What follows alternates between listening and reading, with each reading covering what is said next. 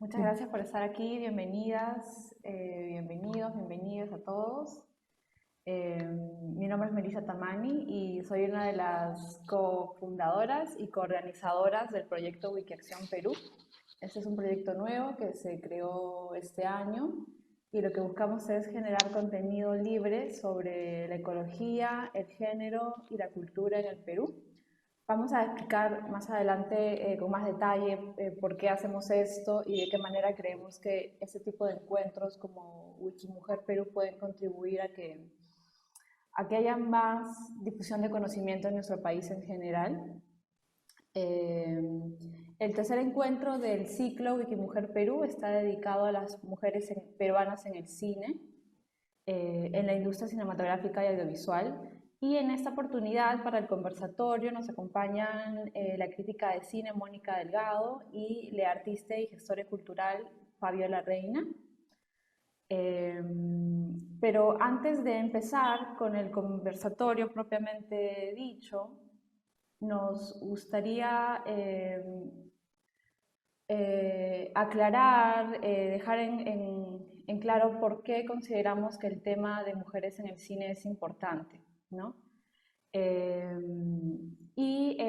Esto es así porque en el Perú, en la industria cinematográfica, como en otras áreas de la creación, eh, este es un ámbito predominantemente masculino, especialmente en los cargos de mayor reconocimiento, como son la dirección y el guión, así como en roles técnicos, como por ejemplo la dirección de fotografía. Y para darse cuenta de ello, hay múltiples maneras. Una de ellas, por ejemplo, sería revisar el listado de películas realizadas en Perú desde 1910. Este listado, por ejemplo, está disponible en Wikipedia.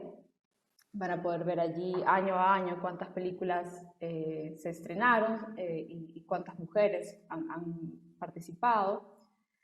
Pero también esta problemática viene siendo evidenciada por una serie de iniciativas que surgen desde el activismo feminista. En la práctica, esta situación ha significado que las mujeres viven una situación de discriminación y desigualdad en este importante campo de expresión artística y de comunicación. Y esta situación es impulsada por múltiples factores que vamos a explorar también el día de hoy, pero principalmente están los prejuicios y roles de género asignados que están férreamente instalados en nuestra sociedad. Vivimos en una sociedad machista todavía. Sabemos poco sobre las mujeres en el cine y en otros campos también, y eso se debe a que la historiografía muchas veces ha pasado por alto sus historias y sus contribuciones. Las fuentes de información sobre las mujeres en el cine son escasas y muchas veces, lamentablemente, llegan a un sector reducido de la población en el Perú. Este es el porqué del conversatorio y de los temas que hemos pedido especialmente a Mónica y a Fabiola que presenten el día de hoy. Tanto Mónica como Fabiola han realizado importantes contribuciones a la recuperación de la memoria histórica de las mujeres en el cine peruano a través de su labor en diversos campos, como la crítica de cine, la investigación, la gestión y la promoción cultural. La idea de Wikimujer Perú es que este sea un espacio colectivo para el aprendizaje, primero, la reflexión colectiva, el debate y posteriormente queremos que todo esto tenga un impacto. Y esto va a ser a partir de la jornada de edición que tendremos mañana, sábado, en la que queremos que estas investigaciones que nos van a presentar Fabiola y Mónica el día de hoy, a través de Wikipedia puedan llegar a un número mayor de personas. Muchas gracias nuevamente a Mónica y a Fabiola por haber aceptado participar en el conversatorio, y también por haber sido flexibles. Tuvimos que posponerlo por la ola del COVID que vivimos. Entonces vamos a empezar primero con las exposiciones de Mónica, posteriormente de Fabiola, y luego vamos a tener un tiempo para preguntas. Desde ya les pueden ir haciendo las preguntas en el chat y vamos a tener un momento para contestarlas. Posteriormente vamos a hablar acerca de cómo esto se vincula con Wikipedia, por qué es importante editar Wikipedia y qué brechas existen allí también, ¿no? Y posteriormente, ya para cerrar, vamos a darle unas pautas para el taller del día de mañana. Entonces, habiendo dicho esto, me gustaría darle el pase a Mónica Delgado, nuestra primera panelista. Ella va a hablar acerca del libro María Vice en Amauta, los orígenes de la crítica de cine en el Perú, y voy a leer su reseña biográfica en este momento. Mónica Delgado es crítica de cine, cinéfila, comunicadora social. Actualmente es directora de la revista especializada de cine independiente y experimental de CISFilm. Es columnista en huayca.pe sobre tópicos transversales del cine peruano. Es magíster en literatura con mención en estudios culturales por la Universidad Nacional Mayor de San Marcos y licenciada en comunicación social con especialidad en periodismo. Realiza crítica de cine desde el año 1998 en diversos medios de comunicación locales e internacionales. Ha sido directora del Cineclub de la Universidad de Ciencias y Humanidades y ha sido jurado internacional en festivales como FICUNAM, Valdivia, Polar de Cinema, Curtas Belo Horizonte, entre otros. Ha brindado talleres, charlas y conferencias sobre cine peruano y cine experimental en Argentina, Colombia, Chile, Ecuador, México, España y Perú. Mónica, te damos el pase. ¿Qué tal? Buenas noches nuevamente. Muchas gracias por la invitación a Wikiacción Perú y a, digamos, contribuir, ¿no? A seguir aportando, a construir una memoria, ¿no? Y ampliar la visión que tenemos sobre la historia del cine peruano y sobre las mujeres que aportaron al cine peruano desde esta iniciativa que tienen ustedes a través de Wikipedia y Wikiacción, ¿no? Muchas gracias a Melissa y a Candy también por las gestiones. Bien, yo quería empezar a hablar un poco de, no solamente del libro que hice sobre María Vice, sino de cómo me surgió esa motivación, cuáles fueron los propósitos, digamos, de esa investigación, porque de alguna manera se relacionan también a todo esto que ha mencionado Melissa ahora al inicio, ¿no? En torno al objetivo de esta charla, ¿no? O sea, ¿por qué el tema de mujeres en el cine? Y un poco también fue identificar, digamos, una de estas motivaciones, identificar a las mujeres que a lo largo de la historia a lo largo de la historia del cine peruano habían cumplido, desarrollado un rol que, que es necesario ubicar temporal y espacialmente, ¿no? María Vice es una escritora peruana, bueno, ella murió en el año 64, nació en 1894 y fue una de las mujeres más prolíficas, creo yo, de la historia de la literatura peruana, del periodismo también, y claro, como está en el subtítulo del libro que escribí, es parte fundamental de esto que consideramos los orígenes de la crítica de cine, ¿no? María Vice no solamente escribió en la revista Mauta, esa revista fundada por José Carlos Mariátegui en 1926, sino que en esos años, cuando Mariátegui organiza, digamos, a un equipo, motiva, ¿no? Un equipo de personas del ámbito cultural de Lima, o no solamente de Lima, de otras regiones, y también recupera textos de escritores de la época, de otras partes del mundo, textos que son traducidos del francés o incluso del ruso, ¿no? Pero digamos que María Vice se inserta en este grupo de la mano de su esposo de aquel entonces, José Sabogal, que también era amigo de José Carlos Mariátegui, y parece que a través de estos vínculos de amistad y también de valoración, digamos, del trabajo que hacía María Vice por la promoción de las artes en general en aquellos años, es que ella se había no solamente a escribir sobre el Cinemauta, sino a contribuir a esta mirada, digamos, holística, estructurada en torno a la visibilización de otros ámbitos de la cultura. María Vice escribió en Amauta no solamente de cine, ella tenía, digamos, hasta 3 columnas, ¿no? La columna que me animó a escribir el libro, que se llama Notas sobre el cinematógrafo, Notas sobre el cinema. Luego tenía una columna también estable, que se llamaba sobre algo de notas ortofónicas, ¿no? Dedicada a la música, a la ópera, a la música clásica, y también tenía una participación en una columna, digamos, sobre análisis de libros, ¿no? Y de alguna manera, esa labor que ella cumplió en Amauta se complementa con el trabajo previo que ella hizo a finales de la década del 10, inicios de la década del 20, porque ella también tenía una revista, dirigía una revista que se llamaba Familia en 1919, donde digamos que propone un estatuto del feminismo, en lo que ella denominaba nuevo feminismo, y también propone un deber ser de las mujeres, ¿no?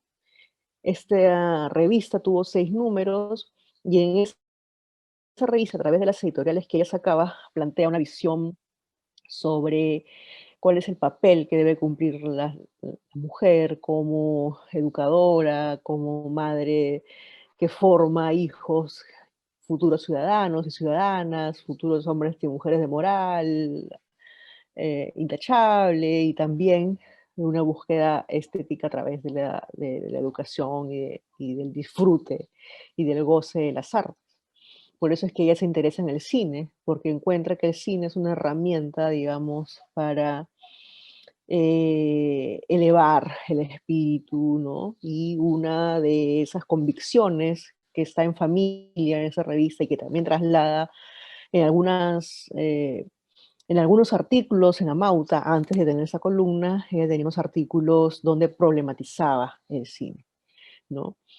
Y digamos de que me interesó María Vice desde que estaba en la universidad, me interesaban los textos que estaban en Amauta, desde una perspectiva también periodística, no solamente de pensamiento, de análisis crítico a la sociedad, a las letras, a la cultura peruana, como podía pasar en esa revista avanzada, sino que me interesó cómo es que alguien, tanto el editor de esa revista como José Carlos Mariátegui, se interesó en dar un espacio al cine, un espacio, digamos, con periodicidad, bajo la firma de una mujer, y donde se describían y se comentaban películas que se daban en la cartelera y también películas que no llegaban, ¿no? También había una exigencia de lo que debería verse en Lima y en el Perú entre 1926 y 1930, que es lo que duraron, digamos, tuvieron vigencia los textos de María Vice en Amauta, ¿no? Entonces, de alguna manera, esta investigación surge, digamos, porque me interesó un poco visibilizar la labor de María Vice en ese ámbito de lo cinematográfico, ¿no? Ha habido textos de investigadoras como Sara Beatriz Guardia, por ejemplo, que habla sobre las mujeres de Amauta. Se han escrito textos sobre María Vice como artículos, ¿no? Sobre su contribución a un tipo de indianismo, ¿no? Lectura de lo indígena a través de sus cuentos, de sus relatos, pero no había, digamos, un análisis que relacione los contextos de esos años con la percepción sobre el cinema. No me interesó necesariamente escribir sobre qué hablaba ella en sí sobre las películas, ¿no? Sino me interesó relacionarlo a un contexto específico de disfrute o de cómo se valoraba el cine desde esa visión también de un tipo de élite cultural. María Vice perteneció a una élite cultural. Ella pertenecía pues a una clase cultivada, una clase social con privilegios, ¿no? Y de alguna manera, por eso también tuvo tantas opciones de sacar una revista propia en 1919, de publicar artículos en variedades, de publicar obras teatrales, cuentos, biografías, ¿no? De publicar entrevistas, poemas. Entonces me parecía que era una figura muy integral, ¿no? Y que creo refleja, como otros escritores, narradores o poetas de la década del 20, todo el influjo de estas vanguardias, ¿no? De este atractivo por el cine, no solamente por su aspecto temático, de narrar historias, de contar historias a través de la comedia o del drama, sino que el cine pues era un artefacto movilizador, transformador, ¿no? El cine no solamente era una fuerza cinemática, sino también una fuerza totalmente artística. Por eso que no solamente me interesó la figura de María Vice, sino también cómo ella, a través de sus textos, le interesa valorar al cine desde su estatus artístico. No solamente era un objeto para el entretenimiento, como también puede suceder en la actualidad, sino que el cine era arte, ¿no? Y tenía que valorarse como una obra de arte. Entonces, eso que introduce María Vice, y que no es nuevo, porque es una discusión que se daba en aquellos años en todo el mundo, ¿no? A partir de varios teóricos o varios artículos que se compartían en esos años, como esta famosa am, denominación del séptimo arte, ¿no? Eso nace en la década del 10, justamente con Risto Canudo, que fue alguien que María Vice recupera y asume, ¿no? Eso me interesó, digamos, y también, obviamente, de que eh, a lo largo de la historia del cine peruano y a lo largo de la historia de la crítica también de cine, siempre se había estado pensando la crítica desde un ámbito masculino, ¿no? Desde un ámbito masculino y también desde un tipo de acercamiento cinéfilo particular, ¿no? Justamente el año que publiqué María Vice en la revista María Vice en Amauta, gracias a la editorial también Gafas Moradas, fue que también se publicó un libro de la Universidad de Lima, de Emilio Bustamante, sobre los artículos de crítica de Armando Robles Godoy, ¿no? Que es ese cineasta, bueno, ya murió, pero muy conocido, muy valorado por su cine, sobre todo por las nuevas generaciones, ¿no? Entonces esos artículos que recupera Emilio Bustamante se insertan también en ese panorama de la crítica donde, digamos, esos estuvieron muy ausentes, digamos, de que la crítica de cine, digamos, tal cual la conocemos, tiene una partida de nacimiento en el Perú, digamos, desde lo canónico, desde la oficialidad, desde aquellos que obviamente construyeron en la historia del cine peruano desde esa visión masculina. Empezaba pues con Hablemos de Cine, prácticamente esa revista fundada por Federico de Cárdenas e Isa León Frías. Entonces, ese punto de partida invisibilizó lo que había muchos años atrás, ¿no? Lo que había pasado en la década del 10, que había pasado en la década del 40, del 50, o con los textos que recuperó Emilio Bustamante de Armando Robles Godoy sobre crítica de cine. Entonces, teníamos por un lado una figura de esta crítica de cine que propone Armando Robles Godoy, y también esta crítica de cine que se propone desde María Vice, ¿no? Eso me interesó un poco, digamos, esos tres aspectos, ¿no? María Vice como esta intelectual, ¿no? Integral, ¿no?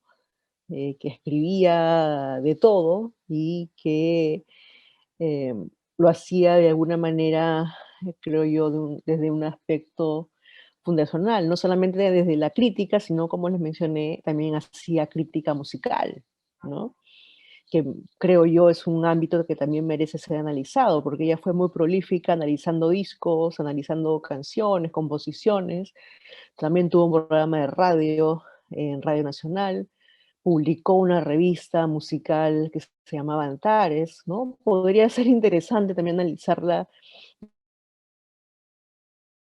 de esa manera. Y también me interesó esto que les mencioné de cómo ella ubica al cine dentro de un estatuto artístico, ¿no? Y bueno, ella escribió estas columnas en la revista Mauta entre 1928 y 1929, publicó una serie de veintitantos, 27 comentarios de películas, digamos, y a partir de ellos es que identifiqué algunos elementos de cómo estaba construida esa crítica, ¿no? Me interesó un poco eh, qué elementos ella utilizaba, ¿no? ¿Cómo es que se analizaba una película en la década, a mediados de la década del 20, ¿no? ¿Por qué era importante esa identificación de elementos? Porque María Vice no solamente fue una de las primeras mujeres que hizo crítica en el país, propuso este estatuto artístico del cine, propuso una manera de acercarnos al cine desde esta calidad educadora, reflexiva, muy romántica además, ¿no? De que el cine era arte que elevaba el espíritu y que era una herramienta educadora para los niños y niñas, ¿no? Sino que también ella propuso una profesionalización de alguna manera. No es que lo haya dicho, no es que lo haya escrito tampoco, pero se puede identificar que la crítica puede ser algo importante, ¿no? O sea, que una revista como Mauta, tan importante para las vanguardias de América Latina y para la reflexión y el pensamiento, digamos, latinoamericano, haya incluido un espacio para el cine pues muy significativo, ¿no? Y digamos que ese aspecto, y un poco para relacionarlo al motivo de la charla, es, si ustedes revisan, por ejemplo, en Wikipedia, quién es María Vice, efectivamente aparece que ella es una escritora muy polifacética, prolífica, que hizo teatro, que hizo poesías, biografías, narraciones, periodismo, ¿no? Comentario ¿no? Ensayos, ¿no? Pero no está visibilizado este aspecto, creo yo, que precisamente la hace en una personalidad única en su tiempo, ¿no? De interesarse justamente por la crítica de cine, por la crítica musical, por la crítica literaria y por, digamos, ayudarnos también a pensar cómo era esa época.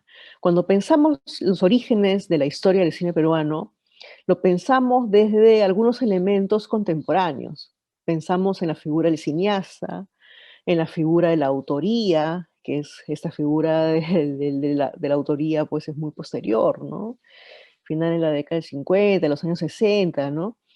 Pero no podemos, digamos, valorar a partir de esos elementos o, em, digamos, epistemes o categorías, digamos, que surgieron pues 50 años después, ¿no? En esa época no existía la figura del director tal cual.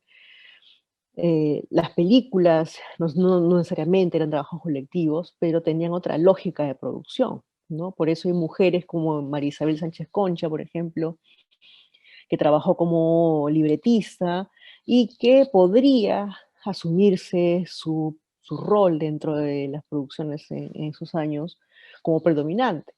Pero si uno ve las fichas técnicas, aparecen los productores, ¿no? O como cineastas, como los que figuran como titulares, digamos, de los filmes, ¿no? Pero hay muchas participaciones que fueron predominantes y que por verse bajo conceptualizaciones un poco posteriores, se invisibiliza a las mujeres que tuvieron ese rol pues protagónico, ¿no? Otra mujer es Ángela Ramos, está reconocida como una de las primeras reporteras de la historia del periodismo en el Perú, pero ella también empezó haciendo comentarios sobre películas, ¿no? Y también hizo varios guiones, libretos, y claro, y apenas aparece mencionada, ¿no? Entonces, digamos de que eh, el libro que hice, María Vicena Mauta, tiene esa intención, ¿no? De contextualizar lo que ella hizo en su momento, en su entorno, ¿no? Y creo que esa mirada es esencial también para ubicar su trabajo dentro de la crítica y también dentro del ámbito del periodismo cinematográfico en sí, ¿no? Bueno, creo que no sé cuánto tiempo voy, pero digamos que la, la intención del libro y que se extiende hasta ahora, bueno, si no lo han podido leer todavía, está pues, por ahí en la web de la editorial Gafas Moradas, editorial que dirige Lisbeth Alvarado, y la intención es justamente apelar también a la especificidad, ¿no? Especificidad y de visibilizar el trabajo de estas mujeres desde sus contextos, desde las afrentas que pudieron tener en aquellos años, ¿no? Y eso es un poco lo que me interesó para hablar sobre la visión que ella tenía sobre el cine, ¿no? Bien, ahí me quedo y digamos que podríamos continuar posteriormente con las preguntas que hubiera, ¿no? Perfecto, muchas gracias, Mónica. Estás bien de tiempo. Em, entonces, si les parece, vamos a pasar a la ponencia de Fabiola Reina y posteriormente pasamos a las preguntas. Antes de ello voy a presentar a Fabiola. Fabiola Reina es artista visual, gestora cultural, curadora e investigadora. Ha cursado la carrera de Comunicación Social y cuenta con estudios de posgrado en Género y Desarrollo por la Universidad de San Marcos y una maestría en Gestión Cultural por la Universidad de Barcelona. Dirige el Festival de Cine Hecho por Mujeres y del Centro Cultural Digital La Revoltosa. Ha participado en distintas exposiciones en Perú y España, ha sido parte del jurado del Festival Cortos de Vista, Festival de Cine de Trujillo y Festival de Cine Experimental de Bogotá. Ha ganado el Concurso Nacional de Gestión Cultural del Ministerio de Cultura en 2018 y 2019 y el Concurso Nacional de Investigación en 2020. Brinda charlas y talleres sobre género y gestión cultural en distintas organizaciones a nivel nacional. Sus prácticas, tanto en la gestión cultural como en la investigación, giran en torno a la democracia y el trabajo cultural desde una perspectiva transfeminista. Fabiola, adelante. Hola, muchas gracias por la invitación. Yo voy a comentarles sobre el festival. Primero, hablaré sobre cómo comenzó.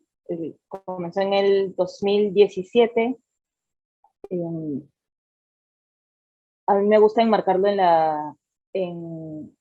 la marcha de Ni Uno Menos que hubo en el 2016, donde se crearon muchos colectivos y se unieron muchas personas también para empezar a activar, ¿no?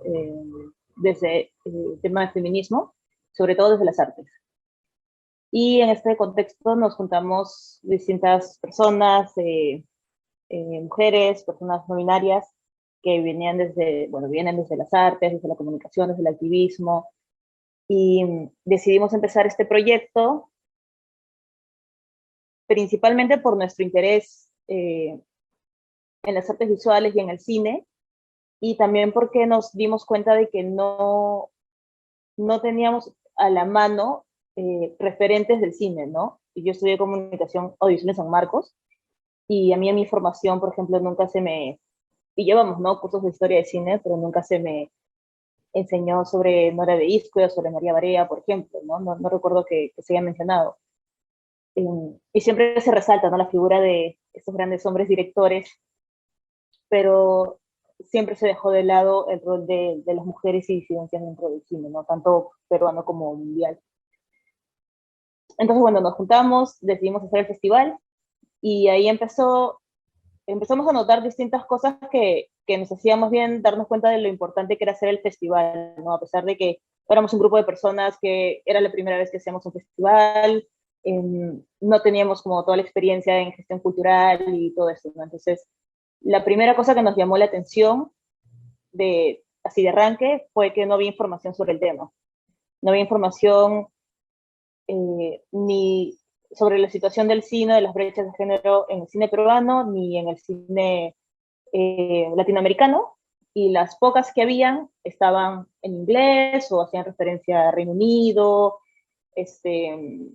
países nórdicos, entonces estaba como muy lejano a nuestra realidad, ¿no? Eso nos hizo ver un poco que el problema era quizás más grande de lo que, o más complejo en todo caso, de lo que habíamos pensado en un primer momento. Y bueno, sí empezamos a planear cuál sería la mejor estrategia o por qué querríamos hacer el festival, ¿no? Otro punto que nos marcó al inicio del festival, o al inicio de que planteamos recién el festival, era esta pregunta de por qué hacer un festival de cine hecho por mujeres, ¿no? Por qué era importante. De hecho, la inauguración, el primer conversatorio de la inauguración de la primera edición tenía ese nombre, ¿no? ¿Por qué un festival de cine hecho por mujeres? Y es que en esos años, no solo con el cine, sino en general con distintas disciplinas artísticas, se cuestionaba mucho si es que tenía sentido hacer un evento, un festival, un concurso, una exposición o cualquier cosa centrado en artistas mujeres, ¿no? Era como, ¿por qué es necesario resaltar eso? ¿O es necesario resaltar eso? De hecho, bueno, hasta ahora hay algunos comentarios que veo en redes que siguen esa línea, ¿no? Todavía hay muchos, o la mayoría creo de personas todavía lo siguen pensando. Entonces había mucha esta discusión, se mencionaba que no tendríamos por qué premiar mujeres por ser mujeres, ¿no? No tenemos que hablar sobre arte hecho por mujeres solo porque sean mujeres. Y esta discusión estaba dentro de mismas personas involucradas en el cine, ¿no? Que se identificaban como mujeres o disidencias. Entonces eso era una cosa de la que hablamos mucho en esta primera etapa, ¿no? Justamente, y complementado a que no había información, era como algo que teníamos que ir explorando, averiguando en conjunto. Por eso es que decidimos iniciar con este conversatorio. Ya en los últimos 2, 3 años más o menos, sí que se ha generado bastante información sobre las brechas de género en la región. En los últimos 2 años, creo, ¿no? Desde los ministerios de cultura de los países, por ejemplo, o desde asociaciones también activistas de mujeres audiovisuales, ¿no? Por ejemplo. Es como había habido una mezcla de ambas cosas. Y ya a través de esta información sí se ha podido ver de manera más clara, más obvia, por qué es necesario tener acciones que discutan o visibilicen el trabajo de mujeres y disidencias cineastas. Cuando creamos el festival, la información que teníamos, que pudimos conseguir, era sacar estos porcentajes de películas dirigidas por mujeres y películas dirigidas por hombres anuales, ¿no? Y lo que encontrábamos en los últimos 5 años era que entre el 8 y el 10% de las películas estrenadas peruanas estaban dirigidas por mujeres, nada más. Entonces, eso también nos hizo ver la gran brecha, ¿no? Que era mucho más grande de lo que uno podría pensar inicialmente. Y por ahí partió el interés de ser un espacio que visibiliza el trabajo de cineastas mujeres. Ahora ahí me parece un punto en desarrollo, ¿no? Porque también, si bien se busca visibilizar estas películas dirigidas por mujeres, también yo ahora se discute mucho esto de hablar solo de la autoría, ¿no? Que es también un esquema jerárquico patriarcal, ¿no? De que resalte la figura de la autoría eh, sobre los otros roles o sobre el trabajo en equipo que puede haber detrás de la producción de una película, ¿no? Entonces eso es algo que está como siempre, o a lo que estamos siempre dándole vueltas. Pero bueno, pensamos el festival como esta plataforma para visibilizar el cine hecho por mujeres. También quisimos un poco llenar este hueco de la falta de información que había sobre la situación del cine en Perú, y empezamos a recopilar esta información, que era más que nada lo que les digo de los años, de la cantidad de películas dirigidas por mujeres estrenadas, la cantidad de películas dirigidas por hombres estrenadas, y así un poco ir mostrando de forma así tangible, ¿no? Cómo es que se muestra esta problemática. Y lo otro también es que queríamos que sea un espacio de discusión, de debate, donde pudiésemos expresar también cómo nos sentíamos, cómo vivíamos nuestro desarrollo laboral, ¿no? Dentro de este sector, porque también concebimos el festival como un espacio activista, en realidad.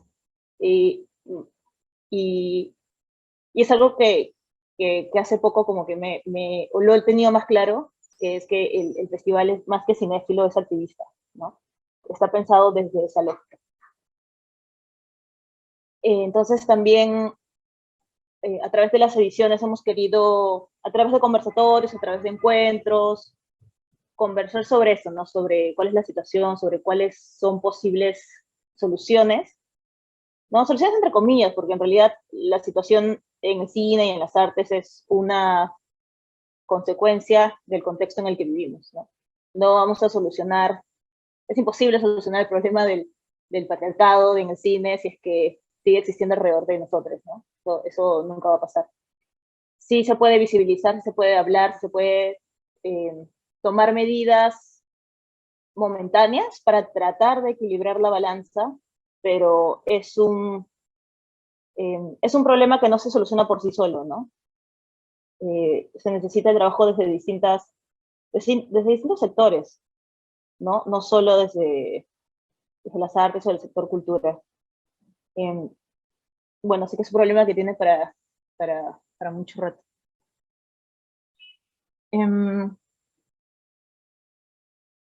Ya, ahora les hablo sobre las ediciones, un poco cómo ha ido evolucionando. En la primera edición, como les comenté, estaba muy presente esta pregunta de por qué hacer un festival de cine, es importante. También en el camino vimos que era sumamente difícil poder contactarnos o conectar con cineastas en distintas regiones, por ejemplo, cosa que nos sorprendió un montón, ¿no? Porque digamos, veíamos ciclos que se habían hecho sobre cineastas en años anteriores y decíamos, oye, esta película la queremos pasar en el festival, pero teníamos que preguntarle a muchas personas hasta poder llegar a contactar a las cineastas, ¿no? Y ahí, bueno, ahí nació también esta idea de hacer el encuentro de cineastas peruanas, ¿no? Porque nos dimos cuenta de que había como una, bueno, que se ve en todo, creo, ¿eh? Como una especie de burbuja con Lima, que en Lima todo el mundo se conoce, o los cineastas se conocen, pero de ahí para contactar con cineastas de regiones, sobre todo cineastas que han hecho su primer largometraje y no han podido continuar con su trabajo dentro del cine, ¿no? Por distintas razones. Entonces, esta como ola del cine que va creciendo con los años, iba dejando atrás, siento que va dejando atrás estas cineastas que hicieron sí su primera película hace unos 10 años, 15 años y que de ahí no siguieron desarrollándose y que quizás por eso también no siguieron desarrollándose, ¿no? Bueno, ya vamos a hablar luego de este tema del centralismo. Entonces, la primera edición era eso, conectar, discutir por qué es necesario este festival y ser un espacio que genere confianza también, sobre todo a jóvenes cineastas, ¿no? Cineastas que estaban egresando, que estaban iniciando sus carreras, que no encontraban espacios en otros festivales también. Y recuerdo recibíamos muchos comentarios sobre sobre como que estábamos discriminando a hombres, me acabo de acordar de eso. Y nosotros le decimos, bueno, si quieren ir a un festival de cine hecho por hombres, en realidad pueden ir a cualquier festival. Y nosotros queríamos un poco romper con eso, ¿no? Para la segunda edición el camino fue más de ampliar el alcance del festival, porque, claro, éramos conscientes de esta centralización que había dentro del cine y queríamos un poco ir en contra de ello, ¿no? Entonces nos asociamos colaboramos con un montón de colectivos en distintas regiones para poder llevar el festival a otros espacios. Y fue también la primera vez que ganamos el fondo del Ministerio de Cultura, cosa que nos permitió poder tener sedes en distintos lugares, ¿no? Porque el tema de la logística es bien complejo. y estuvimos en 11 regiones de Perú.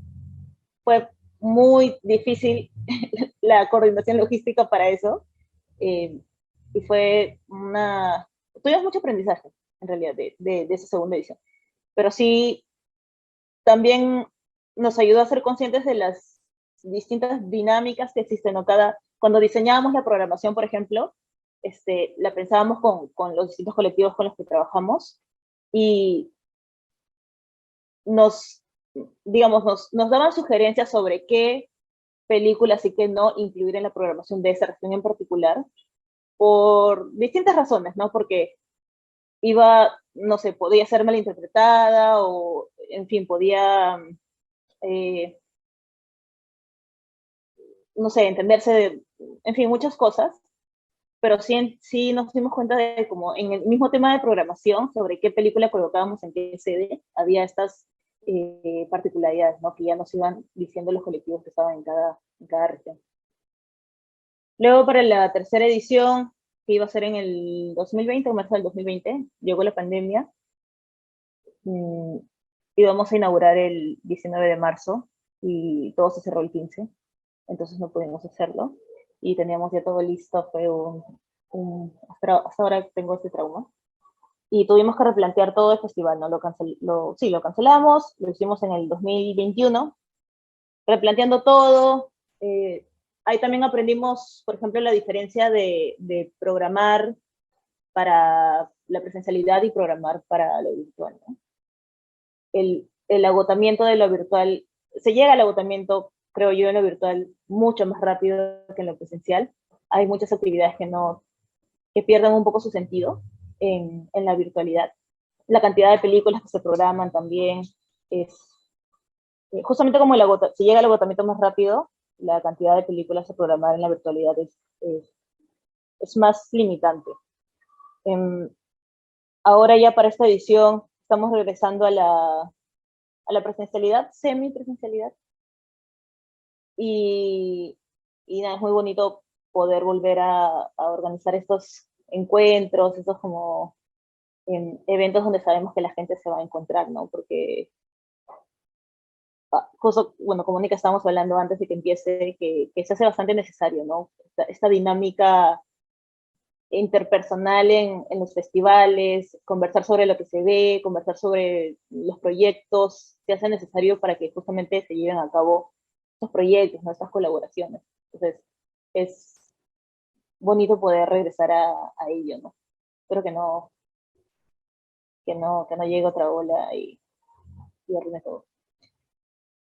Y a ver, ya sobre los resultados, que aquí tengo este punto escrito, en estos 4 años, bueno, en los 2 primeros años que fueron completamente presencial, hemos tenido la asistencia de más de 5.000 personas en todas las proyecciones, actividades, talleres, conversatorios que hemos tenido. Hemos hecho más de 15 talleres, hemos hecho 2 laboratorios. El segundo laboratorio lo vamos a hacer en esta edición, que es de curaduría cinematográfica con Mónica y José Sarmiento.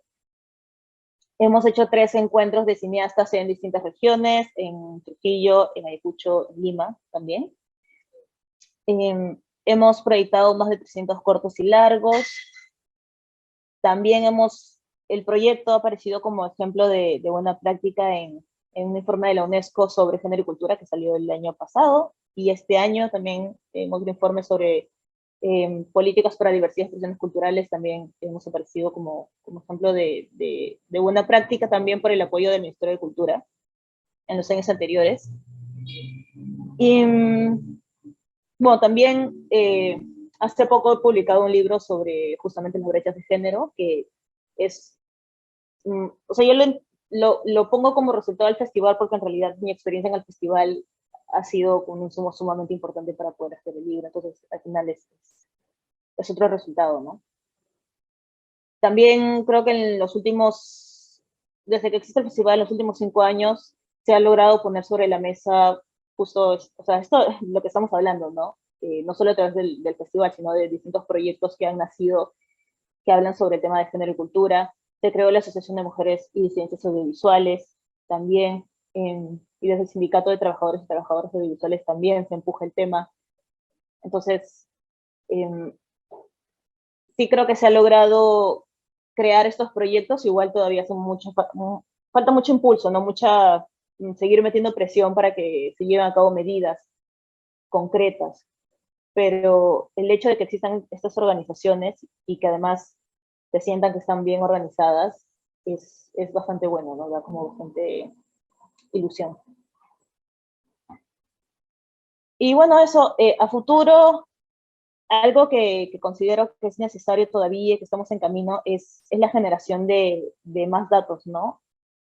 Nos gustaría que el festival, más allá de que sea un evento que se organiza de manera anual, también sea un espacio que, que genere datos, que proponga acciones, pero en base a información, ¿no? Que también sirva para generar una línea de base. Eso es como un futuro, perdón, un plan que tenemos a futuro cercano. También seguir generando incidencias, ¿no? En compañía de AMA y del Sindicato de Trabajadores Audiovisuales.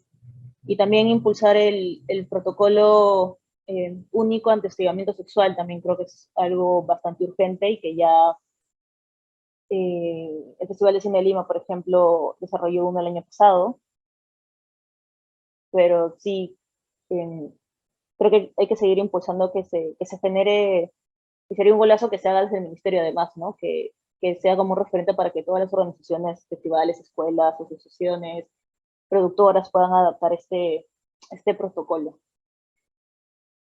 Y bueno, eso es un poco lo que queremos a futuro, o la visión que tenemos desde el festival, y, y por ahora me quedo ahí, me quedo atenta a las dudas que tenga. Muchas gracias, Fabiola. De verdad que es impresionante ver cuánto han avanzado en un tiempo tan corto, ¿no? Yo, bueno, quería recordar a la audiencia que pueden hacer preguntas a través del chat. Vamos a irlas contestando una a una. Pero en tanto que van haciendo sus preguntas, yo quería hacerles una pregunta a ambas, porque veo que tienen en común esta cuestión de tener un interés y una convicción y pasar a la acción. Y ese proceso no siempre es tan fácil, creo. ¿Podrían hablarnos un poco acerca de ese proceso, ¿no? ¿Cómo es pasar de tener un interés por las mujeres en el cine y el audiovisual a decir, voy a escribir un libro, voy a organizar un festival? ¿Qué les ha servido como de apoyo en este proceso y qué les ha, qué,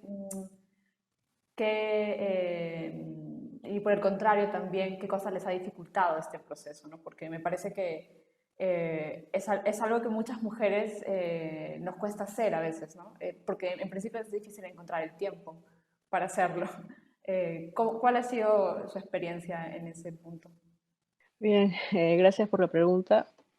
En mi caso fue una motivación, digamos, de un tipo de identificación, porque de alguna manera yo vengo haciendo crítica desde hace más de 20 años y de alguna manera ha sido una profesión, un oficio eh, donde he estado, digamos, lidiando prácticamente de manera solitaria, ¿no? Es decir, hay muy pocas mujeres haciendo crítica de cine en el país, o cuando las hay tienen una periodicidad o continuidad muy limitada, ¿no? Entonces, cuando encontré a María Viz, encontré sus textos cuando estaba en la universidad. Esto fue mi trabajo de tesis de pregrado, así que estoy hablando de una investigación que estuvo guardada durante probablemente más de 10 años, ¿no? La retomé por ahí en la maestría con fines de pulirla, ¿no? Aprovechando que tenía asesores y compañeros, compañeras. Luego la guardé un montón de años y hasta que me encontré con Lisbeth Alvarado de Gafas Moradas y me animó a publicar, ¿no? Y claro, era una tesis, no podía publicarse como tesis, entonces había que darle todo digamos, un make-up, ¿no? Un tipo de adecuamiento al contexto actual, porque me interesaba agregarle todo el tema de enfoque estructural, digamos, del feminismo que abordaba María Vice. Eso es algo que no está en mi tesis original. Mi tesis original estaba basada solamente en el ámbito de la crítica en sí, ¿no? De contextualizar la crítica, de justamente identificar cuáles eran esos orígenes. Pero todo este tema de identificación venía por ahí, ¿no? Porque había una mujer que en la década del 20 hacía eso sola, ¿no? ¿Quién más hacía crítica de las mujeres en aquellos años? Entonces me identifiqué con esa figura, ¿no? Más allá de las confrontaciones o la crítica que yo le pueda hacer a su visión, ¿no? Que de alguna manera podría verse como un reaccionaria, conservadora en muchos aspectos políticos, incluso también desde el feminismo, porque ella enarbolaba un tipo de feminismo muy distinto al feminismo que enarbolaban otras mujeres feministas de aquellos años, ¿no? Y me interesó también esa posibilidad de describir o categorizar cuántos feminismos pudieron haber en la década del 20, ¿no? Y obviamente María Vice pertenecía a un tipo de feminismo más conservador, pero feminismo al fin y al cabo, ¿no? Que se tiene que celebrar de alguna manera porque se vivió y se sigue viviendo un ambiente patriarcal y machista, ¿no? Entonces, de alguna manera, eso me motivó, por un lado, ¿no? Y también esto que menciono de la iniciativa de Lisbeth Alvarado Gafas Moradas, que le interesaba publicar ese tipo de investigaciones, ¿no? Y que me motivó un poco a afinar, a corregir, a volver a retomar la investigación y agregarle un capítulo en torno, el capítulo 4 lo agregué en coordinación con ella, de ver cómo se podía dar todo este enfoque del feminismo y algunas modas teóricas que habían en aquellos años, como esto de las ciencias domésticas, por ejemplo, ¿no? Eso me interesó bastante y tuve que, digamos, volver a indagar, a investigar, ¿no? Y me tomó varios meses poder afinar el libro. Y una de las desventajas o trabas es precisamente el tiempo, ¿no? Para investigar, ¿no?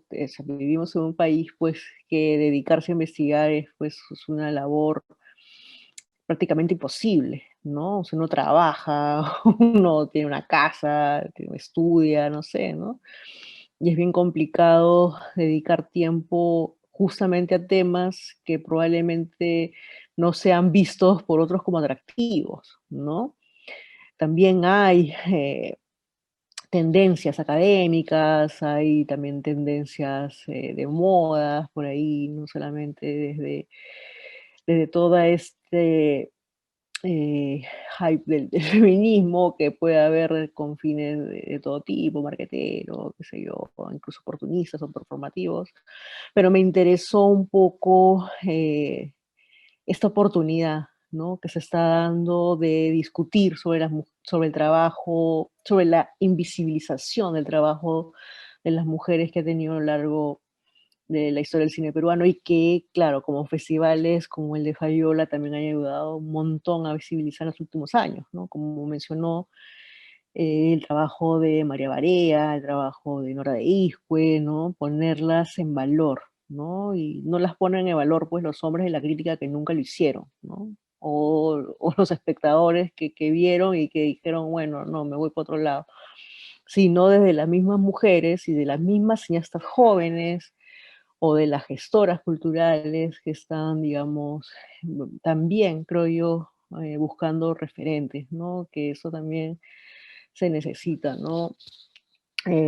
Y así como hay referentes, digamos, del mundo cinematográfico en sí, ¿no? Digamos, de la expresión, de la forma del cine, a mí me interesó buscar también y seguir buscando esos referentes desde la crítica, ¿no? No solamente está María Vice, ¿no? Hay otras mujeres que han hecho crítica a lo largo de los años y eso ya será motivo de agruparlas, de probablemente hacer una antología en el futuro, pero digamos que es la motivación y la desventaja es justamente cómo lidiar con esa invisibilización y también con un tipo de ninguneo, ¿no? Hay mucho ninguneo sobre el trabajo de las mujeres que hay que ir, digamos, socavando, ¿no?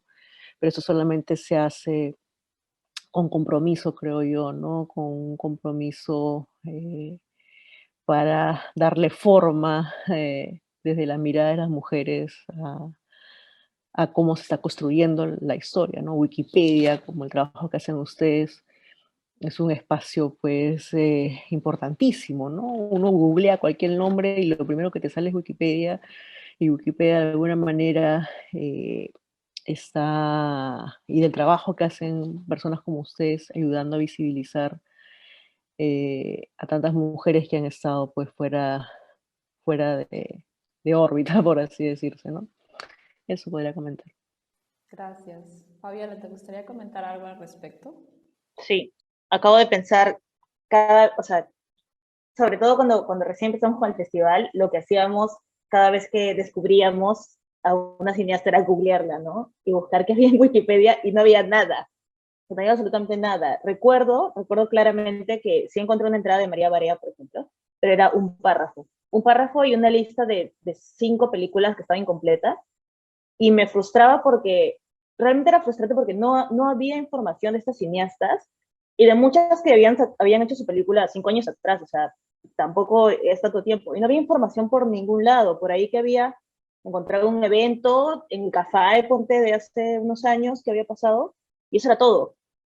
Y es bien frustrante, ¿no? Entonces, cualquier persona que tenga interés en conocer a cineastas, o sea, no va a tener la información, ¿no? Justamente, o sea, comento igual que Mónica, es súper importante que pueda existir esta información abierta, ¿no? Y la chamba que hacen ustedes de promover qué hay en estas entradas, me parece bien importante. Y también me quedé pensando en lo del libro de Mónica que estaba desde su tesis de pregrado. A mí varias personas me han preguntado cuánto tiempo me tomó hacer el libro que yo hice, pues, ¿no? Y les digo que en realidad como 4 años, ¿no? 4 o 5 años, porque en realidad el libro comienza cuando estoy estudiando la maestría de género hace años. Y ya continuó todos estos años y, o sea, me pongo a pensar en realmente cuánto toma hacer este tipo de proyectos, ¿no? Y en mi caso yo tuve el apoyo del Ministerio de Cultura y, o sea, teniendo, digamos, muchos recursos y privilegios, igual toma un tiempo bien considerable, ¿no? Igual tuve asesorías porque la terminé bueno, en fin, en otra maestría, pero sí que es bien difícil poder hacer investigación, sobre todo en estos temas, porque de por sí no hay mucha investigación en temas de género y cine, ¿no?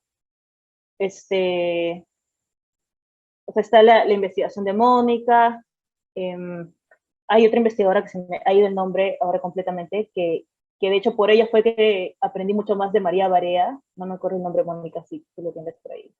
Es una investigadora española, bueno, ya, se lo fue. Y que ha analizado mucho, sobre todo el cine comunitario, ¿no? Con perspectiva de género. Entonces, en realidad hay muy pocas investigaciones, muy pocos referentes, muy poca data, y eso es bastante complicado. Y lo otro es que, bueno, un poco siguiendo con lo que estaba comentando Mónica, también en mi caso, por ejemplo, para publicar el libro, yo también decía, ¿quién va a querer publicar este libro? No sé, qué difícil, ¿cómo se hace? Y de hecho, en realidad fue porque conocí a Liz y que tenía una editorial que se decía feminista, que dijo, oye, quizás, o sea, ella puede estar interesada, ¿no?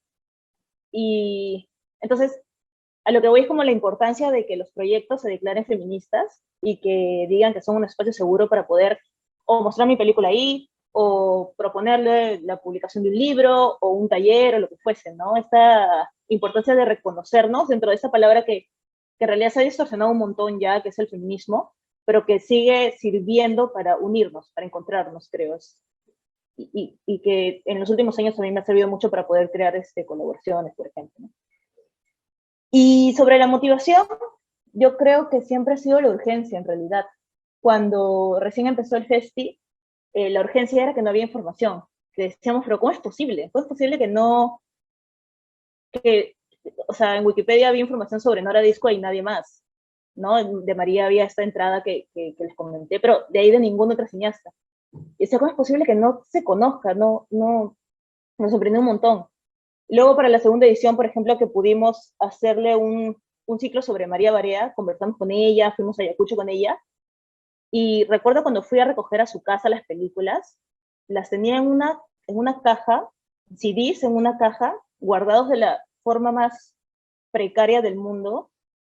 Había muchas películas perdidas que solo estaban en YouTube, que alguien las había subido, y ella ni siquiera sabía quién las había subido, y que esa era la única copia que existía, ¿no? Y ahí veías cómo es que se le ha dejado, cómo es que desde distintos, yo qué sé, el mismo ministerio, las escuelas, los colectivos, han dejado de lado a esta persona que es un referente, que es una de las primeras cineastas de Perú, ¿no?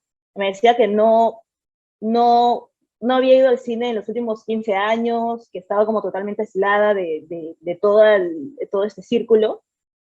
Y eso también me impactó un montón, ¿no? Y también fue muy satisfactorio luego ver cómo se traía de nuevo su nombre, se discutía su obra, ¿no? Se le invitaba también a homenajes, a conversatorios. Luego, por ejemplo, estoy como tratando de ver puntos importantes que han sucedido en los años que existió el festival, que es un poquito. Luego pasó este tema de las denuncias de acoso, por ejemplo, ¿no? Que fue un año, ya no sé si fue hace 2 años, que empezaron a aparecer un montón, y también eso fue algo que nos impulsó, ¿no? Que nos hizo sentir también la urgencia de seguir trabajando por esto, ¿no? En nuestro caso a través del festival, pero de seguir hablándolo, seguir denunciando, de seguir como creando el proyecto desde la rabia que nos habita además, ¿no? Porque nos afecta en nuestras vidas desde siempre. Entonces, no es solo un interés de querer hacer un proyecto de gestión cultural, sino es algo que atraviesa nuestras vidas. Sobre las dificultades, el dinero es la primera dificultad para cualquier proyecto cultural. Conseguir dinero todos los años para poder hacer el festival es un suplicio, así, es horrible. Hemos recibido en años anteriores el premio del ministerio, que nos ayudó un montón. Esta vez no, y siempre como cada año estamos que no sabemos si lo vamos a hacer o no. Entonces es difícil tener una, no sé cómo decirlo, permanencia, bueno, algo así, ¿no? En los años. Otro tema es la profesionalización del sector, también de la gestión cultural. No hay una carrera de gestión cultural, me parece, en la Universidad de Piura, que es carísima. Luego está el programa del Mali, que también cuesta. Entonces, también no hay formación en ese sector, ¿no? Es necesario que haya para poder seguir manteniendo proyectos culturales. El tema de la programación de festivales, por ejemplo, la mayoría son hombres también, ¿no? No sé, bueno, de hecho, sí, a partir del trabajo de Mónica o de otras curadoras, programadoras, se viene discutiendo cómo se puede dar una programación desde esta mirada, desde los feminismos, ¿no? Pero es algo que recién está mostrándose, quizás, ¿no? Antes se hablaba o muy poco o nada. Y ya, lo último tiene que ver con las nuevas formas de organización, que es algo lo que siempre nos estamos preguntando, que si es que somos un festival que nos pensamos desde los feminismos, ¿qué de diferente tiene a la organización de otro festival que no se asume así como feminista, ¿no? Que tiene que ver quizás con las jerarquías, el escuchar, el llevarnos también por lo que sentimos, no tener solo este sentido práctico de lograr objetivos, ¿no? Es algo que siempre estamos dándole vueltas también.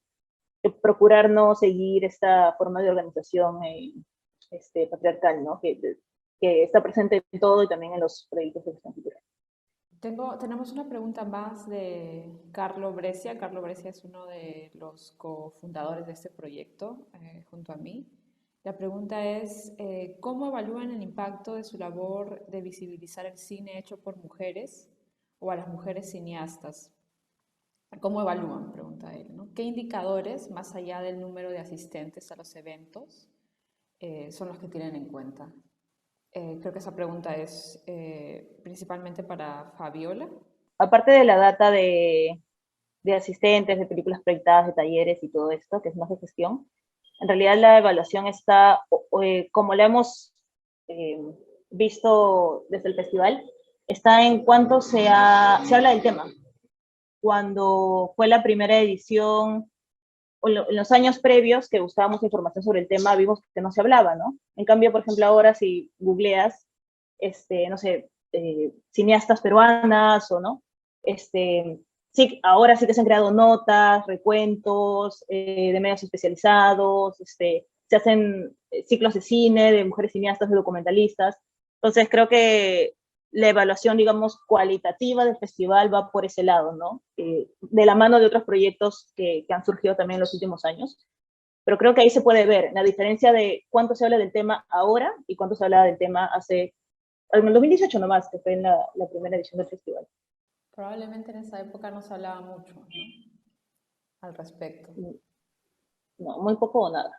Sí, a veces también pasa que hay temas que se visibilizan y si no hay continuidad o si no hay un trabajo de archivo, de documentación de lo que se hace, pasa el tiempo y eso se olvida, ¿no? Por eso es importantísimo que los proyectos tengan continuidad. En el caso del festival es buenísimo que hayan logrado eso, ¿no? Y siempre hacer la labor de archivo, ¿no? Por ejemplo, yo recuerdo cuando hubo una gestión cultural en la Municipalidad de Lima y se hacían muchas actividades, festivales y etcétera. Cuando hubo un cambio de gestión, la página web de Lima Cultura se borró completamente. Entonces me voy a pensar, ¿y todo eso de dónde se va? Si no hay un archivo, se perdió simplemente, ¿no? Gracias, Carlos, por tu pregunta. ¿Hay alguna otra pregunta más del público? Yo tengo otra pregunta sobre un tema que mencionaron ambas y que no me quedó muy claro porque es nuevo para mí, respecto al cuestionamiento de la autoría en el cine y de la celebración de las personas que están más un poco al frente, ¿no? La dirección, la producción, el guión. ¿Podrían explicarnos un poco más a qué se refieren cuando hablan del cuestionamiento de la autoría? Sí, lo que pasa es que, digamos, que toda esta macroestructura que propone Hollywood, que proponen las superproducciones, ¿no? Han configurado que las películas evidentemente le pertenecen a la mente, ¿no? de una sola persona, ¿no? Más allá de esta compartimentalización que conocemos de acuerdo al modo de producción de hacer cine, ¿no? A la existencia de que hay alguien responsable de la edición, de la fotografía, de edición de arte, de la colorización, etcétera, etcétera, etcétera, ¿no? Entonces, en la década, a inicios del cine, porque digamos que yo lo contextualizo a esa época, eh, por ejemplo, en un artículo que María Vice escribe sobre Metrópolis de Fritz Lang, obviamente en la actualidad pues sabemos que Fritz Lang es uno de los directores más importantes eh, del cine alemán y de un tipo de cine eh, hoy, digamos, valorado por su propuesta distópica, pesimista, de la explotación humana, de la automatización, ¿no? De la explotación laboral y sobre todo una película distópica, ¿no? Por eso menciono lo del pesimismo. Pero claro, hoy en día podemos decir que Fritz Lang es un autor que hizo muchas otras películas, no solamente la etapa silente, sino otras. Pero en esas épocas, por ejemplo, volviendo al texto que mencioné de María Vice, en ese texto ella no le gustó la película, pero en ningún momento se dice Fritz Lang, el autor de, ¿no? Fritz Lang, o si habla de ella de alguna película de Murnau, o del mismo Chaplin, ¿no? O películas de cualquier otro cineasta de aquellos años, sino más bien las películas se valoraban, por ejemplo, destacando a los actores, ¿no? A los actores, ¿no? En esta película actúa, no sé, pues Max Sennett, para mencionar, ¿no? O algún actor de aquellos años, o no sé, pues algún Barrymore, qué sé yo, ¿no? Rodolfo Valentino, ¿no? Mary Pickford. Y las películas se reconocían más que por la figura del cineasta, por quienes salía, ¿no? A pesar de que María Vice se supone hacía una crítica, un tipo de reseña, de análisis de las películas de manera distinta. Entonces, por eso decía que en las películas peruanas, por ejemplo, que se hacían en la década del 10, por ejemplo, en esas películas donde participó María Isabel Sánchez Concha, que es, ella era libretista, por ejemplo, pero cuando se menciona la dirección, digamos, en los libros, digamos, publicados en el siglo XX o siglo XXI, al poner solamente película dirigida por, ¿no? Por más que en esa época no haya existido la figura en sí del cineasta, que es una figura posterior, probablemente surgida en la década del 40, del 50, y claro, el 50 ya hay unas teorizaciones mucho más complejas sobre la autoría, a partir de algunos teóricos que identificaban autores como John Ford, Orson Welles, ¿no? Digamos, y se quiere mirar al cine de la década del 10, del 20, bajo esa lógica, ¿no? Entonces, si se habla del cine dirigido por fulanito, no sé cuánto, se borra a todos los demás participantes relevantes, creo yo, y obviamente a las mujeres que estaban trabajando ahí, ¿no? Por eso me parece importante, por ejemplo, Gabriela Yepes hizo una muestra hace poco en la Universidad Católica, y no solamente está pensando esta historia del cine peruano de las mujeres desde la figura de la realizadora o de la cineasta o de la directora, sino también considera a las críticas, a las productoras, a las fotógrafas, a las camarógrafas, a las técnicas, como se dice también. Entonces, esa perspectiva creo que es necesaria, ¿no? Porque si bien a mediados del siglo XX ya pues todo el mundo considera a las películas de Fellini, de, no sé, pues hasta de Nora Eastwood, qué sé yo, creo que antes, a inicios del siglo, las mujeres emprendieron, tuvieron roles relevantes, creo yo, incluso roles que permitieron la existencia de esas películas, más allá de si había una autoría, un autor, un cineasta, ¿no? Y eso quedó invisibilizado precisamente por ese tipo de visiones muy cerradas también de los procesos cinematográficos, ¿no? Entonces, a eso me refería con este tema del autor en sí, ¿no? En los textos de María Vice no se resalta el gran renombrado director de, o sea, eso no existe, ¿no? Sí se piensan en las películas a partir de otros elementos. Existía una política de los actores, ¿no? La gente se interesaba en ver las películas porque salían las grandes estrellas o porque habían actores pues, que eran indispensables por su performance, etc. ¿no? Entonces, eso es lo que me interesaba un poco ver, cómo había un tipo de paradigma de cómo se abordaban las películas y que obviamente en el siglo XX, a mediados y finales, hasta la actualidad, pues tenemos otra lógica de producción, ¿no? Y un poco que en los inicios del cine era distinta, ¿no? Y creo que también por esa lógica predominante del siglo XX invisibilizó a mujeres que trabajaron como libretistas, como bueno, guionista tampoco se utilizaba esa palabra, tampoco, ¿no? Pero que cumplieron roles que en su momento no se valoraron, ¿no? A eso me refería. La división sexual del trabajo, que es la manera en la cual se distribuyen los roles del trabajo dentro de un área específica, ¿no? En este caso el cine, responde al sistema en el cual vivimos. El sistema en el cual vivimos crea una jerarquía en el que las actividades que se vinculan a lo masculino siempre va a estar por encima, van a tener un mayor valor y una mayor visibilidad que las actividades que se realizan por mujeres y disidencias.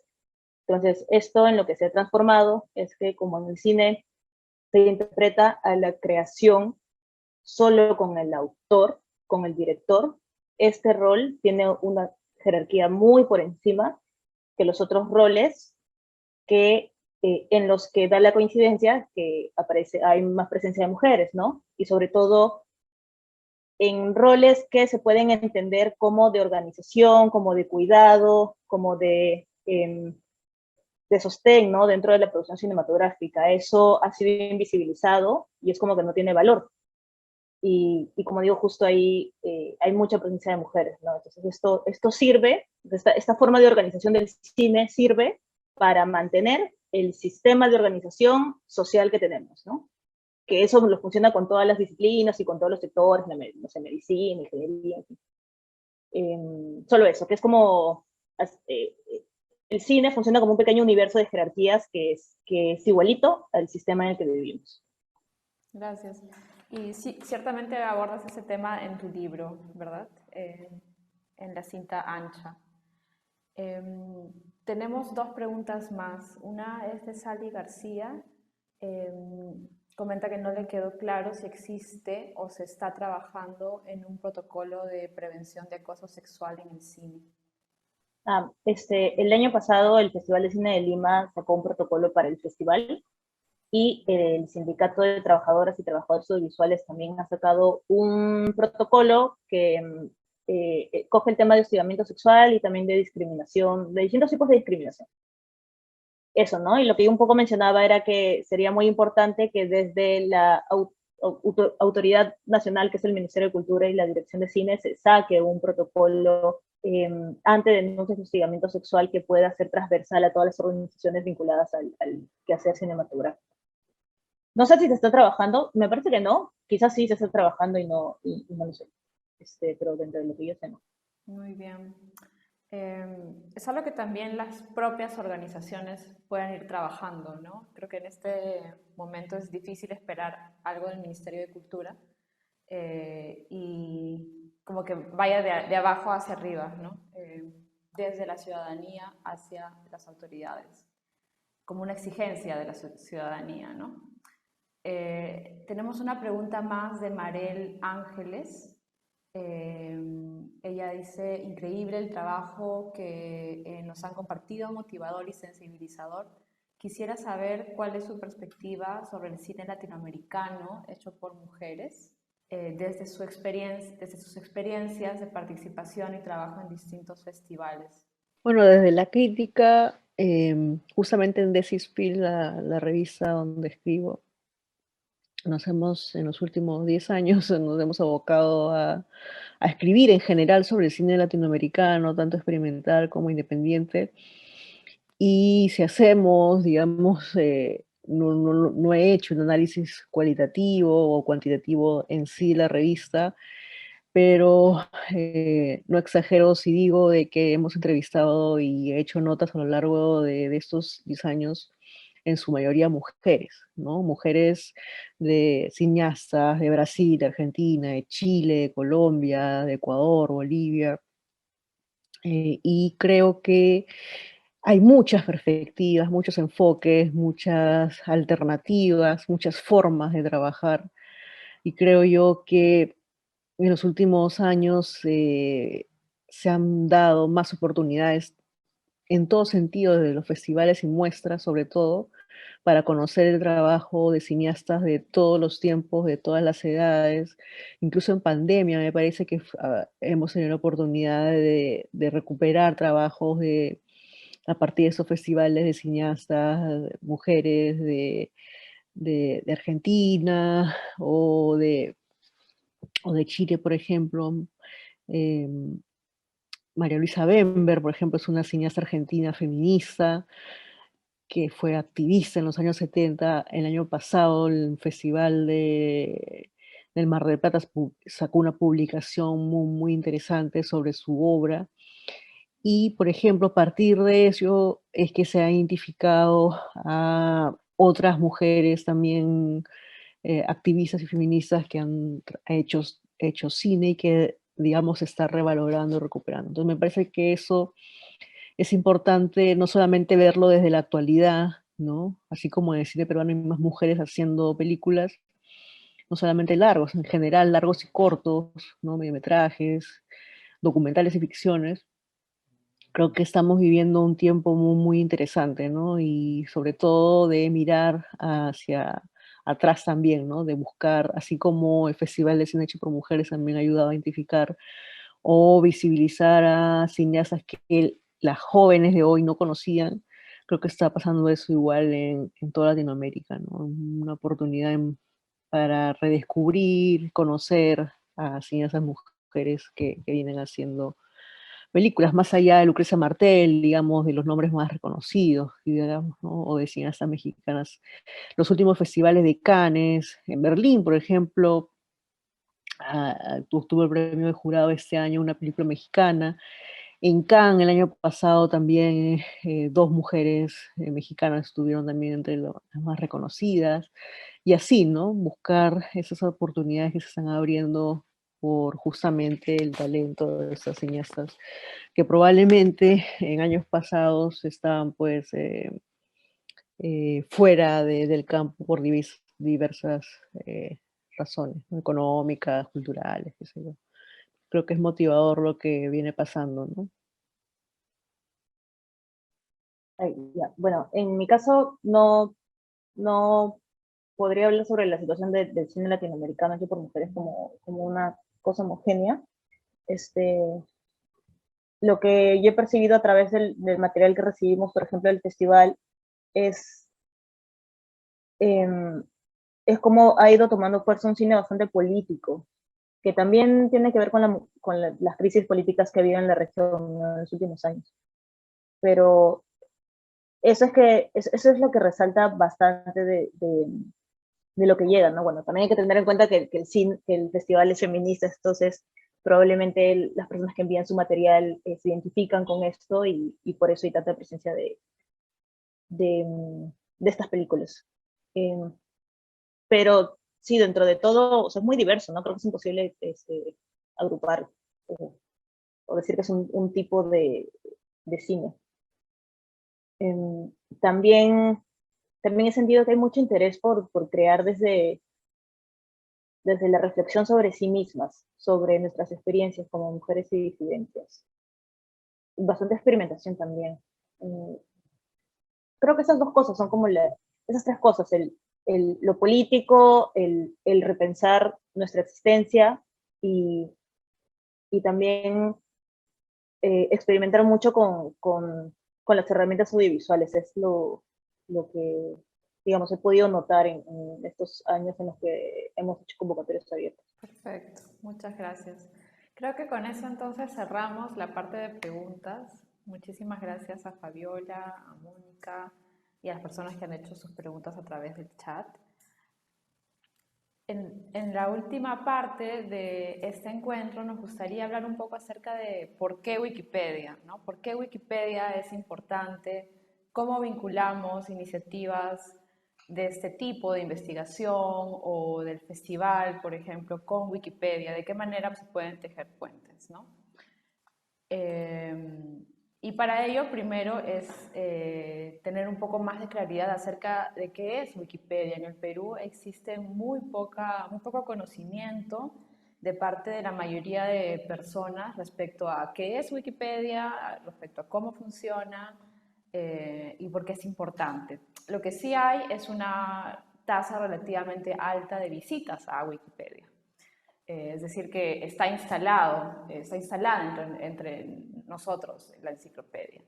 Bueno, en principio Wikipedia es una enciclopedia libre, nacida en Internet en 2001, y es un proyecto que tiene bastantes años y ha ido evolucionando. Wikipedia en este momento, en 2022, no es lo mismo que en el 2001, definitivamente. Ha ido evolucionando bastante y para bien. El fin de Wikipedia es compendiar, es muy ambicioso, ¿no? Compendiar el conocimiento de la humanidad de manera gratuita y de acceso libre. No hay que pagar para leer el contenido de Wikipedia. Y además de eso, sin publicidad. Quiere decir que el objetivo de Wikipedia es completamente educativo. No hay una intención de lucro, como sí pasa con otras plataformas en Internet actualmente, ¿no? El tercer dato importantísimo sobre Wikipedia es que cualquier persona puede editarla. Es sumamente sencillo, no hace falta siquiera crearse una cuenta en Wikipedia. todos los contenidos de la enciclopedia son editables. Y creo que esa es la parte que es más desconocida, ¿no? De Wikipedia, y es que podemos contribuir. Y el último punto es que Wikipedia es el proyecto de colaboración virtual más grande y más exitoso de la humanidad. En Wikipedia colaboramos miles de personas de distintos países de manera remota, con un único fin, que es donar conocimiento a las demás personas. Sin embargo, Wikipedia es un producto de la sociedad y como tal, las brechas que están instaladas en la sociedad también están presentes en Wikipedia. Es como un espejo. Hay muchas brechas y nosotros nos concentramos en tratar de cerrar tres. La primera es la brecha de género, ¿no? Wikipedia es editada por una comunidad y del 100% de esta comunidad, las mujeres representamos entre el 10 y el 15%. ¿Qué quiere decir eso? Que la mayor parte del contenido está siendo escrito por un tipo de población, que son generalmente varones. Y esto en base a estudios que ha hecho la propia Wikipedia acerca de quiénes la editan, ¿no? Tenemos los datos sobre esto. Y esas personas, esos hombres jóvenes y educados que editan Wikipedia están ubicados generalmente en el norte global, es decir, en Europa, en Estados Unidos. Son personas que tienen educación, que tienen recursos, conexión a Internet. Entonces vemos que hay mucha homogeneización en quienes editan Wikipedia, pero el contenido lo leemos todas las personas, ¿no? Entonces está siendo escrita Wikipedia desde un solo punto de vista, y esto es complicado porque es preocupante más que complicado, porque muchas veces las personas escriben, al escribir Wikipedia, dejan ver ciertos sesgos, y uno de ellos es, por supuesto, el machismo, ¿no? Entonces, muchas veces se han encontrado páginas biográficas de mujeres, ya sea artistas, científicas, etcétera, que hablan no tanto acerca de por qué esa persona es importante en términos profesionales, de sus contribuciones intelectuales o creativas, sino que nos hablan de su vida personal, por ejemplo. Nos hablan de con quién se casaron, con quiénes estuvieron, y eso es porque las fuentes de información tienen este tipo de sesgos, ¿no? La tercera brecha es la del contenido, ¿no? La información, y ya lo han dicho muy bien Mónica y Fabiola, la información sobre la historia de las mujeres es escasa. La calidad no es idónea, la calidad tiene mucho que mejorar, ¿no? Y lo mismo sucede con la información sobre nuestro patrimonio natural y cultural. Y es por eso que nosotros nos enfocamos en esas tres áreas, ¿no? Cuando generamos este proyecto, nosotros editamos Wikipedia, somos wikipedistas, pero nosotros no podemos editar de todos los temas, no sabemos de todos los temas, y la única manera de subir la cantidad de contenido que hay, de incrementar el contenido y de subir la calidad, es que más personas editen Wikipedia en español acerca de estos temas, ¿no? Entonces, lo primero que podemos hacer es ver hacia proyectos como los que han sido presentados el día de hoy, porque nos permiten varias cosas. La primera es rastrear nuevas fuentes de información. Sabemos que es difícil encontrar información sobre las mujeres de por sí, ¿no? Entonces, cuando hay una publicación, un festival o una exposición como la que curó Gabriela Yepes y que está en internet también, eso nos da pistas de dónde están las referencias, ¿no? También nos permite sustentar la relevancia de las biografías de mujeres. Muchas veces sucede que se crean artículos sobre contenido vinculado a mujeres y hay personas que consideran que no es relevante, ¿no? Me hace acordar esto que menciona Mónica del ninguneo, ¿no? Pasa en Wikipedia que nos dicen, no, pero esto no es relevante, ¿por qué debería estar en Wikipedia? Este tipo de exposiciones, materiales, etcétera, nos permiten sustentar la relevancia de lo que estamos escribiendo, ¿no? Y tercero, nos da pautas para evitar replicar sesgos en la construcción de biografías y páginas de Wikipedia. La idea es construir una Wikipedia con un contenido libre de sesgos, ¿no? Y la perspectiva feminista nos ayuda a hacer esto, definitivamente. Un dato muy importante de Wikipedia es que todo el contenido que está en ella tiene que venir de una fuente confiable además, ¿no? Libros, artículos, etc. Entonces, si no tenemos las fuentes, no puede haber artículo. Es por eso que es importante, rescatamos mucho el valor de los proyectos de investigación y de difusión sobre estos temas, ¿no? Es como, lo vemos nosotros como una oportunidad de amplificar lo que ustedes están logrando y hacerlo llegar a muchas más personas, ¿no? Que es tan necesario en nuestro país. Y la idea es que el día de mañana, que tenemos la Editatón, va a ser un taller de 30 minutos aproximadamente y 1 hora y media de edición guiada. Nosotros vamos a brindarles las pautas, les vamos a enseñar cómo se edita Wikipedia, es bastante sencillo. Tenemos una lista de artículos que hemos preparado. Por supuesto, hemos hecho énfasis en creadoras mujeres.